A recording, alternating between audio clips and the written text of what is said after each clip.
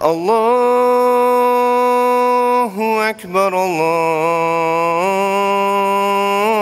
Akbar. أشهد أن لا إله إلا الله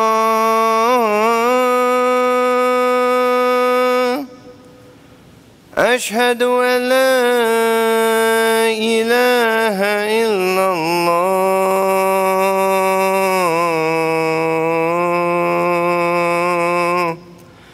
أشهد أن محمدًا رسول الله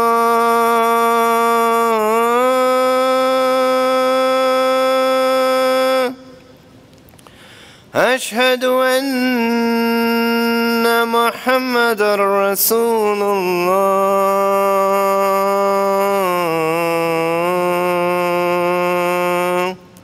حي على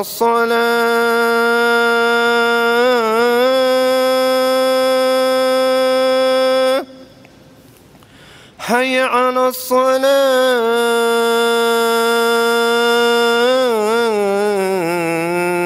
الصلاة حي على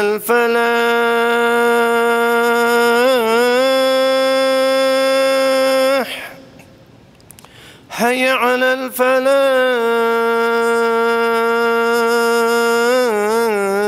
الفلاح الله أكبر الله أكبر لا إله إلا الله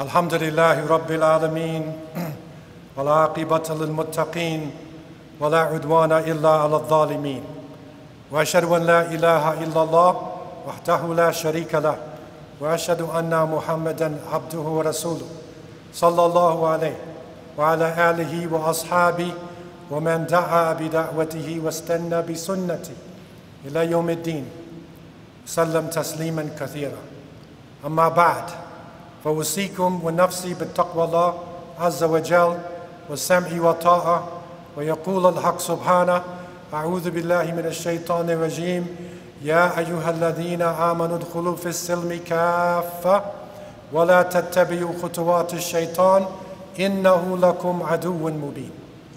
All praise are due to Allah, Lord of the worlds. Surely the best reward ultimately is for those who have the consciousness of Allah. Surely there is no animosity except for the oppressor. La udwana illa ala dhalimeen. And I bear witness that Allah is one and has no partners, and that Muhammad, the son of Abdullah, is his servant, his last messenger. O Allah, send peace and blessings to our beloved Prophet Muhammad, to his family, his companions, and all those who carry out his sunnah to the day of judgment.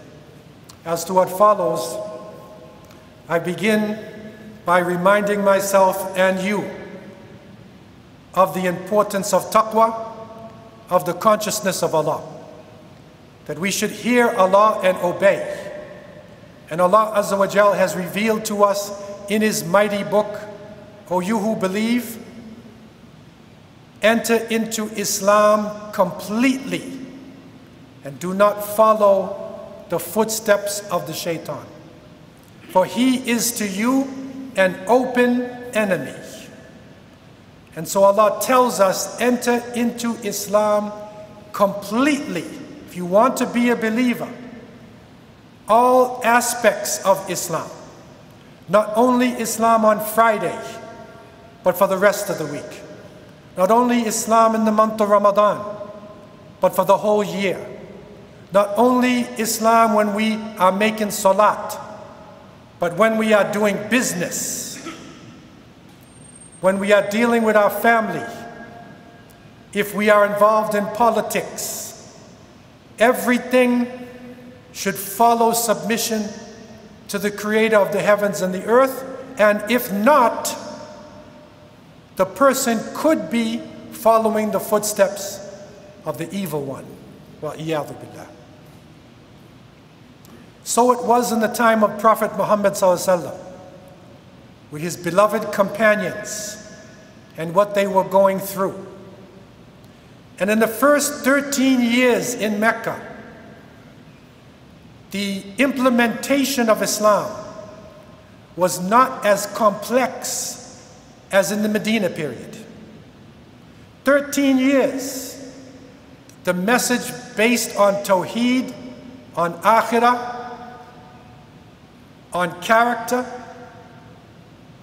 This was shaping the Muslims who would institute the Sharia in the second phase of the prophethood. And so in the early days, it wasn't about the amount of salat that you made. There wasn't Ramadan where you're deciding between 8 rakats or 20 rakats after Isha prayer. In those days, there was no Isha prayer because the 5 salat were not even introduced. And you would pray any possible way that you could. And when the companions learned the prayer from Rasulullah ﷺ, they would implement it. If they were in Dar al-Arqam, they would implement it. But if not, in the early days, there was no place for them to go, no place. So to pray, it is reported that some of the companions would go out to the mountains or a cave, and they would pray on the outskirts of the city. Because if they were seen making salat, they could be tortured, they could be killed, they could be driven out of their homes.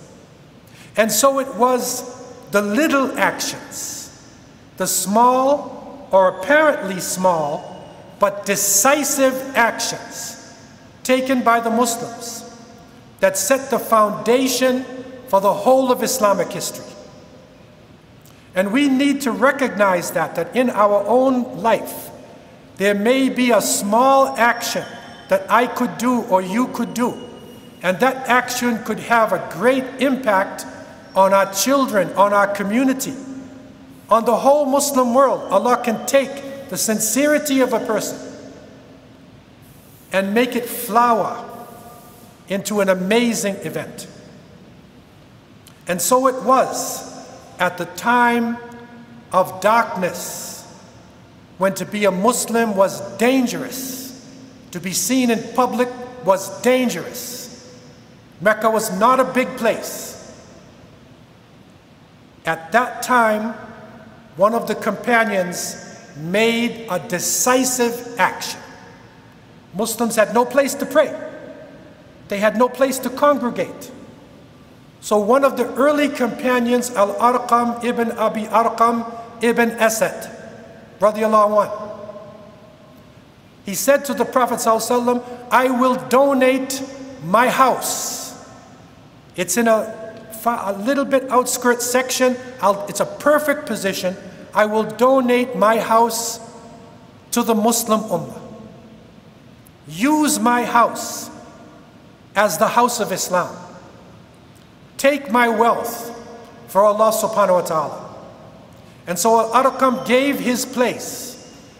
And that small place was one of the most important places on earth at the time. Why is that? Because in that house, which is known as Dar al-Arqam, the house of Al-Arqam, so many people embraced Islam. We were just studying in the period before about the great, or the class, the Jummah before, the great Sahabi, Suhaib al-Rumi, radiallahu anh. When Suhaib was about to accept Islam, he went to Dar al-Arqam and he knocked on the door and he turned to his left And next to him was Ammar ibn Yasir, radiallahu anhu. Two young men entered in, and their energy gave spirit to the young ummah. So the action of Al-Arqam, radiallahu anhu, it was a decisive action, and it became the first Islamic center for the Muslim world. And it's from there the Muslims took their shelter. From there they were able to spread the message in the early days. And this action gave us the concept of waqf, awqaf, that you will give some of your property as a trust to the Muslims. This type of sunnah, or this way, started by Al-Arqam, became an important part of the development of Islam. And it is said that when the Ottomans were moving in and establishing their places in Anatolia, that the Sultan people, they would send in people to an area, and they would look in the area, what is the needs of the people?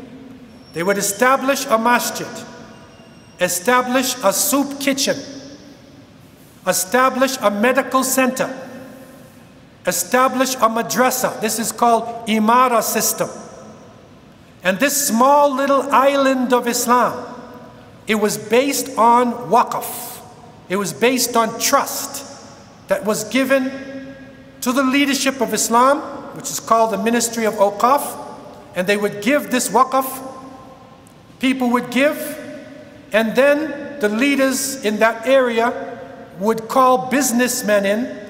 They would set up a marketplace called bazaar, and suddenly you had the basis of an Ottoman city.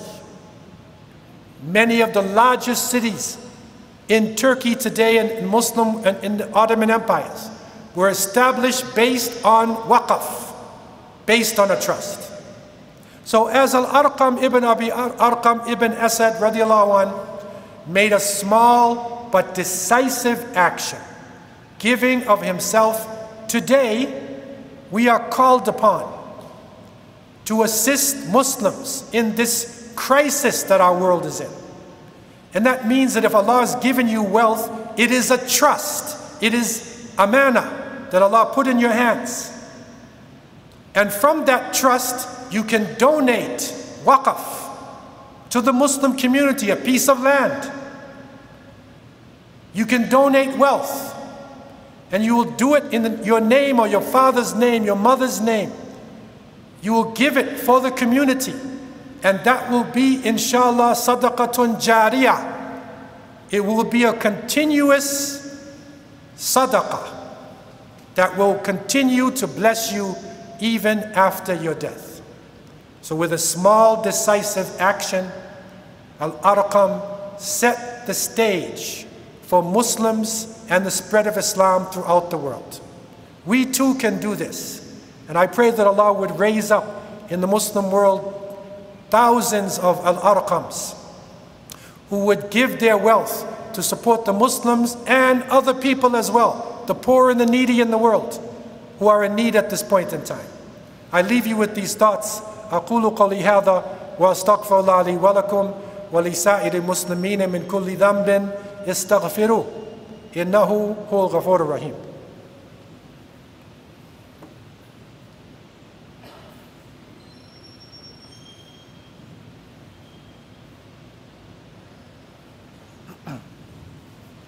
الحمد لله الواحد الأحد الفرد الصمد الذي لم يلد ولم يولد ولم يكن له كفوا أحد وأصلي وأسلم على سيد الأولين والآخرين نبينا محمد وعلى آله وصحبه وبارك وسلم. فيا عباد الله اتقوا الله حيثما كنتم ويقول الحق سبحانه مخبرا وآمرا إن الله وملائكته يصلون على النبي يا أيها الذين آمنوا صلوا عليه وسلموا تسليما.